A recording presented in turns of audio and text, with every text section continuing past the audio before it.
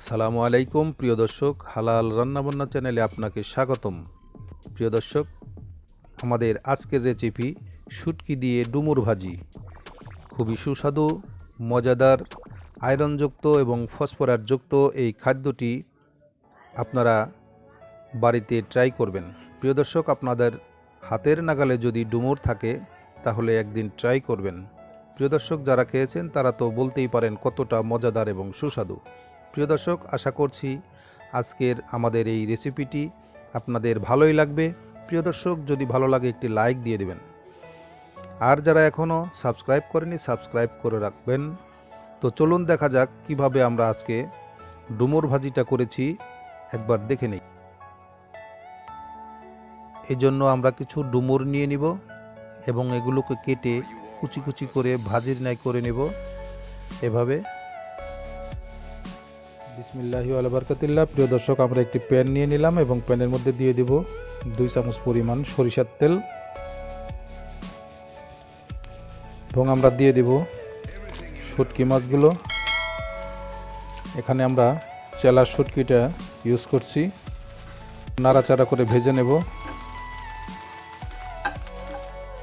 এখন আমরা দিয়ে দিব পেঁয়াজ কুচি, দিয়ে দিলাম মরিচ, কাঁচামরিচ। এখানে আমরা 3-4টি কাঁচামরিচ এবং বড় সাইজের একটি পেঁয়াজ দিয়ে দিলাম। আমরা শুটকি মাছগুলোকে এখন উঠিয়ে নিব। আমরা পেঁয়াজটাকে 2 মিনিট ভেজে নিলাম। এখন আমরা দিয়ে দিব সেই ডুমুর কুচিগুলো, যেগুলোকে আমরা কুচি করে কেটে রেখেছি সেগুলোকে দিয়ে দিলাম এবং ডুমুরগুলোকে আমরা এখন ভালো করে ভেজে নেব। এখন আমরা দিয়ে দেব স্বাদ মতো লবণ, দিয়ে একটু নাড়াচাড়া করে নেব। আমরা লবণগুলোকে মিশিয়ে নেব।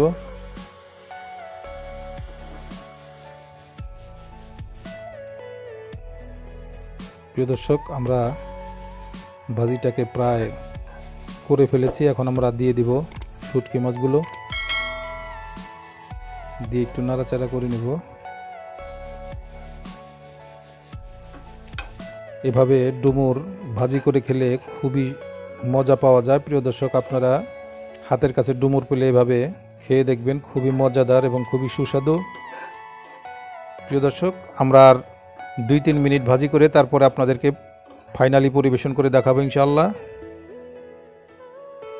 বিসমিল্লাহি ওয়া বারাকাতুল্লাহ। প্রিয় দর্শক, হয়ে গেল আজকে আমাদের রেসিপি শুটকি মাছ দিয়ে মজাদার ডুমুর ভাজি।